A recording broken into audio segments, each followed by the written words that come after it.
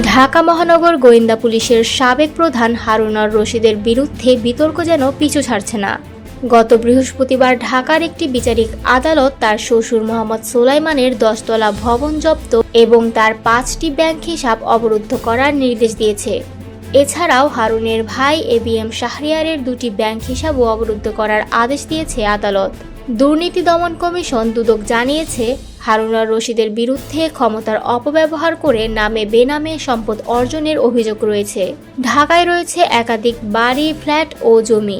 শুধু দেশেই নয়, বিদেশেও রয়েছে তার বিতর্কিত সম্পর্কের ছায়া।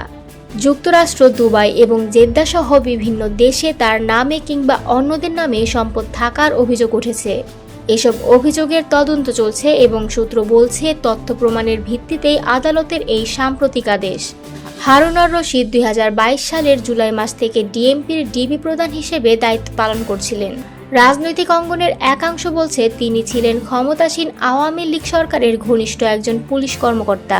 2023 সালের 31 জুলাই গণ আন্দোলনের মধ্য দিয়ে যখন সরকারের পতনের ঘণ্টা বাজছিল, ঠিক তার আগেই তাকে ডিবি প্রধানের পদ থেকে সরিয়ে ডিএমপির অতিরিক্ত কমিশনার হিসেবে বদলি করা হয়। এরপর 5ই আগস্ট সরকার পতনের পর থেকেই নিখোঁজ হারুন। তার কোনো খোঁজ নেই, না কর্মস্থলে না জনজীবনে।